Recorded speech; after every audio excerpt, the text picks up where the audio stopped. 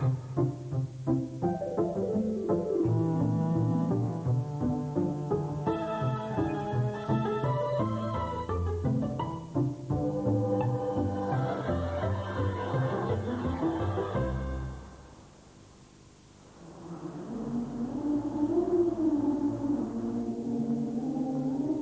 busy market town of Abergavenny in Monmouthshire, South Wales, has a rich history.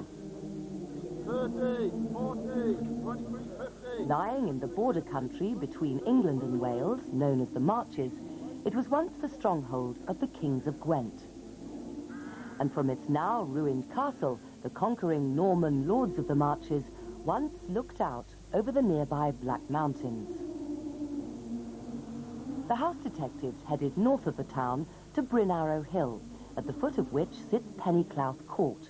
The name means the court at the head of the valley. Ken Peacock, once an RAF fighter pilot, lives at Pen-y-clawdd with his partner of 7 years, Julia Evans. Julia came to Pen-y-clawdd first, buying it in 1984 when it was a working farmhouse. Restoring it has become her life's work. She's turned farmyards into knot gardens and planted a maize that should flourish by the millennium. Inside, she's unblocked great stone fireplaces, and now it's Ken's job to light and stoke the fires. Other inhabitants include dogs, Gabriel, Duster and Rags, a flock of Jacob's sheep, and Mistletoe and her newborn kittens. To fund their restoration, Ken and Julia run Pen-y-clawdd as a bed and breakfast, so the house detectives were invited down not only to answer their questions, but also as their house guests. Working with Matt, isn't it? It's really... Wonderful door. Hello, hello, I'm Ken. Please Hello. come in. Hello. Hello. May I take the... Yes, thank you. Judith, we put you in here.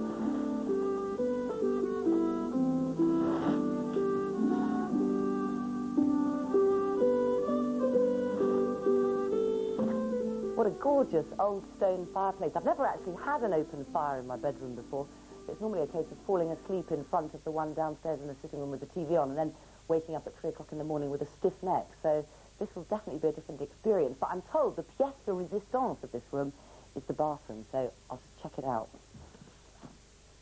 Hey, Judith, have you seen the size of this bathroom? How come you've got the best bathroom? Just luck of the draw. Is it significantly larger than yours, then? It's twice the size. Well, if you get round to beating me at Scrabble, which is highly unlikely, you can have a go in the tub. I won't hold my breath. No, don't. You obviously love this place, both of you, to have spent so many hours working on it. Yes, and we've got a huge amount of fun, actually, of letting other people share our house, which is terrific. And if people enjoy our house, then we enjoy having them here. And the 1,600 kittens and 300 dogs, 500 chickens. Yes, they rather multiply all the time. A little exaggeration, possibly, but yes, there are quite a few. They enjoy living here, too. It's quite clear they do. Yes. It's quite clear they do. What are some of the questions you'd like us to answer for you? Well, we think there are 2 distinct periods in the house, Tudor and Stuart, and we would like you to either confirm or deny this. We can see there have been various additions to the house, and we would like some information on this. Also, all the paperwork's been destroyed, we understand, so it might be rather difficult for you, because in the 1940s you were told everything was burnt. Also the fleur-de-lis on the fireplaces, that we've got fleur-de-lis on 2 stone fireplaces. Well, I say they're fleur-de-lis, Ken says that. Prince of Wales. It has been suggested to us, you see, that these carvings would indicate that a Prince of Wales stayed in the house. So, can you sort it? Ken and Julia were also stumped by the mystery of a fine staircase at the end of the house that goes nowhere. Although you can see a series of oak treads overhead, they simply lead into a low lean-to roof. And of course we had to address the curious name of our house, Pen-y-clawdd Court. Why was it called a court? Perhaps Ken's hope of a royal connection would turn out to be right. But first, Mac wanted a closer look outside, because our house was sitting slap bang on top of a piece of ancient history. So not many people have one of these in their garden. No, no. Well, we believe it's a Norman motte and bailey. So the motte is a man-made mound which has been created here, and this would have a keep on it, a large building which would be the defensive part where people live, and the bailey is essentially a large courtyard, an enclosed yard, where everything happens, where everything sort of takes place. And we feel that the house has been built on what was the bailey. Right. Well, I can confirm that, actually, because I've got here one of the first Ordnance Survey maps of it. And here, right at the bottom of the map, here is the motte, the man-made mound. Yes. And the moats are shown, including your wet moat, which comes around it. Yes. But originally, the moat would have extended right the way around this, followed this boundary along here. And so you have the farm and the farm buildings built within the bailey. Ah, right. The small Norman keep that once stood here guarding the mouth of the valley would have been either wooden or stone. If stone, there was just a chance it might have been plundered to build the house, so Mac decided to start dowsing. Basically, I hold the dowsing rods in a position where I can get them so that they are pretty well parallel. Yes. Now, Yes. I now start to think stone footings at this point. So if I move forward, we should pick up the stone immediately there. And now they will remain like this as I walk right the way across the stone. Just to make doubly sure, Mac sank a probe, and lo and behold, There's the stone. the discovery of stone suggested the Norman keep could have been used to build the earliest parts of the house. But where would we find the evidence? Pen-y-clawdd's split roofline gave Mac and Judith an important clue. The lower part of the house, containing the dining room and living room, was probably its earliest end, so these rooms were next on the list. Well, from the outside, this appears like the oldest part of the house, so obviously we're looking for reasons when we come in. This is obviously your sitting room, which you've restored. Why did you choose the colour? Well, it's such a fabulous old colour, and it's warm, but a lot of people think it's dreary. Well, I don't think it's dreary at all. A lot of people, this period of house, start painting it white, which of course is totally wrong. I mean, this is a lovely earth pigment and really fits in with this. I love the smell of the wood smoke here. Yes. It's just, it's so evocative of the period. But coming in here, you're starting to look for hints to see how old it is and see what we can actually learn from the room. And obviously just in the plan of the room was this quite typical bay. And the shape immediately makes me think of originally, probably very early in the 16th century, even around 1500, of an open hall. Oh, really? Yes, just going, I mean, no ceilings at all, going right up to the roof. And probably at that time, just an open hearth in the middle, probably there. So smoke would go right up? Yes, it would find its way out. I mean, they were very, very smoky. I mean, it wasn't that pleasant sitting in a smoke room until they built a smoke bay, again a little bit later in the century. Our Screen's Passage, the first welcoming part of any sort of medieval house. It's rather like a corridor, isn't it? It goes right the way through the width of the house. We've got the great hall on one side. And this panelling is keeping the draft out from where everybody is gathering. The service side over here. And this is absolutely beautiful. This is the first really dateable piece that I've come up against, because this is post and panel. The way that these posts have been carved, the chamfer on them, their dimensions, and the relationship with the way that the panels have been inserted, I can give you a date. 1500, very close to... Wonderful. We've always assumed it was a Tudor house. And this your dining hall, and here again, I think it's really confirmed, because these joists, again, the dimensions, their width, the chamfering, again, 1500. But I love it. You've got the candlelight in here. Yes, we have no electricity. No electricity. No. But this, that fireplace, and indeed the spiral staircase coming from it. Now this was actually going to take us back even earlier. Good Lord. Now that is a surprise. How early initially, I can't say. But the idea of having the fireplace with the spiral staircase next to it, Yes. rising up to the chamber that's above us here, Yes. it went out of fashion about 1500. This must be that much earlier. There could even be a chance that this could be related with the stone that we have suggested is in our keep of our knot. Quite Good Lord. extraordinary. Well, that's marvellous. But we have to say earlier than 1500. Right. So the staircase built into the thickness of the wall, it's quite an achievement to actually Quite construct astonishing. something. It really is incredible skill. And it brings us up onto this second story here. So we have the dining hall below, this chamber above us here. Here are the beams which relate to the ones down below, Yes, so we're still in the 1500. And when we get to this point here, there's a beam, and this is where the wall ended. There were posts which ran down here, studwork we call them, and they'd be fitting into here, stretching down to the ground. So this studwork here was the end of this part of the building, and then it was the open hall right from the floor right up into the rafters of the roof at that time. It must have been magnificent.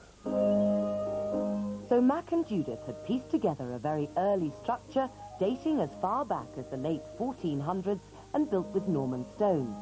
Julia and Ken had the Tudor home they suspected, but they hadn't anticipated just how early Tudor it was, nor that it had been an open hall. Julia decided to treat us all to a Tudor feast, something they often lay on for guests. Okay, Julia, so what's going to be in this feast? Because I know absolutely nothing about Tudor food. Well, rather more than this. This is just a small selection that we've got here. Hard-boiled eggs. Hard-boiled eggs, absolutely. Good That's staple. going into a dish called sod eggs, because it's such a wonderful word. That's my favourite, absolutely. Sod. But something that's sodden, or sod means something that's hard-boiled. Oh, right. So they're boiled eggs that will be covered in a mustard sauce. Quail's eggs, I recognise those. Yes, that's right. And I also have quails inside this pastry case. It's called Little Birds in a Coffin. And then some of the spices here, mace and nutmeg and so on, which will go into a chicken dish I'm doing. Fantastic. Which is Did you pretty read up wonderful. about all of this stuff then, or did you, Yeah. you learn it in your sort of domestic science class at Nothing, school? I still hated it. No, well, we made Victoria funded. Yes. I could make good Scotch eggs, though. Oh, that's pretty good. More advanced than they us. used to eat those in Rock Tudor hard. times. yes, they probably used them as weapons, didn't they? Something like that. Laying the table for an Elizabethan feast was quite a job. You had your white linen tablecloth that was even used in middle-class homes of the period, and it actually covered your carpet, which was a very valuable, treasured possession. Another status symbol of the time was all the pewter you had. If you didn't have silver, you had all this pewter, and you showed it off at a feast. This was a time that you could actually show off to people just how high status the household had. And another very important symbol of status was the salt. This is a copy of the Welsh 16th century salt, and it was very, very important whether you sat above the salt or below it. And no one ever sat down in Elizabethan feast before the chairperson or the person of highest status sat down. Because if you did sit down and you upset them, they could move you further below the salt, and that was real social disgrace. As night fell, the local hurdy-gurdy man arrived to serenade us with the top of the Tudor hit parade. Welcome to a sort of reduced Tudor feast. Reduced? Reduced. Does that mean it's Yes. a slimmer variety? It's the slimmer variety because there aren't as many dishes Okay. as you would expect. We put both the feast and the banquet together. Okay. Now the feast were the savouries and the banquet were the sweets. So this is just a mini banquet then? What's a big banquet? This is very mini. I mean, they ate a fantastic amount. As one dish, they'd have sort of 12 quail, or a peacock, or a swan. The real Tudor feast, especially for royalty, could be up to 160 courses. No. Yes, exactly. Before you start, you Yeah. have to realise that there were books on manners. And you couldn't spit while talking to your neighbour. No, but that's fair enough. Yes, exactly. I know. And gentlemen weren't allowed to leave themselves in their high-top boots. Well, I should But think not. ladies had a wonderful little pot they could pass around the table underneath their skirts and stay smiling. Well, I really fancy some of this food now. It's really got me in the mood. It's ill-mannered for me. I've been sitting here with this nice poise, waiting in hope. Go on, Max. Yes, Go don't for it. So I can stab it in anger. Yeah, stab it It's now. going to be awful to say, go on, Mac. Yes, it is awful, actually. Can we sort of mix and match with all these Yes, things? mix and match. Mix and match. When you actually think about this period, you often think about these, there's that awful Charles Lawson of stuffing food in your mouth and throwing bones over and flopping right. And wiping your hands on your clothes. Clothes were incredibly expensive. You'd never have done that. You ought to have a sod egg. Okay, I'm going to have the sod egg experience. Now, we're eating off pewter here, but presumably we could also have been eating off trencher bread, Yes. where we brought the food over onto this. On the bread. And it was polite for us not to eat that, because that would go to the poor people afterwards. Yeah, and we'd eat off it, with a little bit of gravy would go onto it, and that would go afterwards to the poor. Very good. Brilliant. In the absence of a napkin over my left shoulder. Well, you should have one. Would you? And Mac, you're sitting effectively at the head of the table, aren't you? Isn't that the head of the table? I mean, He's very important. I mean, he's, Haven't you noticed? above the song. Julia is important. Juliet is fairly important. Ken and I are the ones that are actually in not such a good position. Below the salt. We are. You might say. Well, I'm sort of level with it, Ken. And I mean, you are Below the definitely... salt. Yes, I'm definitely below the salt. Really? Well, nowhere lower, really. This is on the unpleasant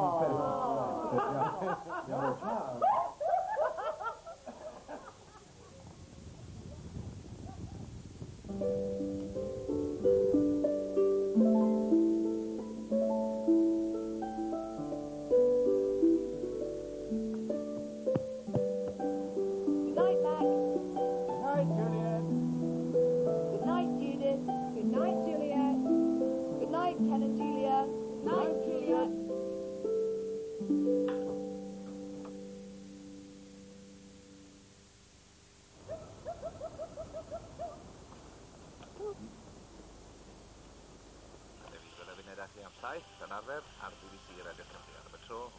So we'd confirmed the date of the earliest part of the house. Now we had to piece together how a small Tudor building had grown into a grand Stuart mansion. But first, a surprise. Our man at the nearby records office had unearthed documents Julia had thought destroyed. Would they reveal why the house was known as a court? So what have you got here? These are records of the manorial court or court baron, which dealt with matters of property to do with the manor. So it wasn't a criminal court? Not a criminal court, no. And how often would they have these courts? Twice a year. Twice a year. Paint us a little picture of how it would have looked. It would have been presided over not by the lord of the manor, but by his steward, and the tenants who would have formed the jury would have all been assembled, and they would have been local farmers in the manor. And what's this? Yeah. This is a list of the tenants. A lot of them could not read or write, and you just have their marks. Oh, yeah. And crosses. And That's wonderful. They can barely do crosses, in fact. And even Thomas Davis, the bailiff of the manor, it says the mark of Thomas Davis. That's amazing. So even the bailiff couldn't write. And what's this here? Well, this is an actual record of the of a meeting of this court. Dating when? When was this meeting? 1775. Right. It gives details of people presented for various breaches of manorial regulations, I suppose. And likewise, we do present John Jones labourer for encroaching several parcels of land. Has he fenced something off that he shouldn't have? Yes, He's trying to nick a bit more land, presumably. that's right. Yeah. But not only that. I'll carry on. And we do also present the said John Jones for coursing the sheep. He's a naughty lad, yes. isn't he? Chasing sheep. And also, in fact, his signature is on this piece of paper here. And he's literate. I guess that must be John Jones. And what's this?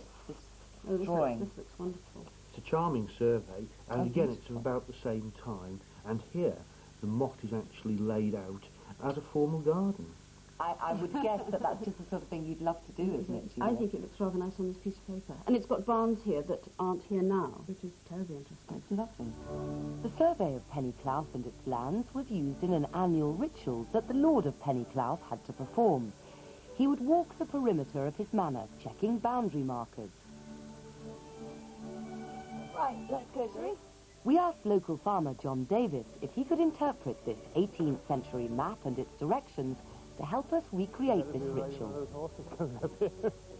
It's amazing, John. These field boundaries don't really seem to have changed much. No, they look very much like they are at the present, actually. Yes, certainly. Yeah. Now, look, according to this map and these written instructions I've got, we've got to head north on an old road.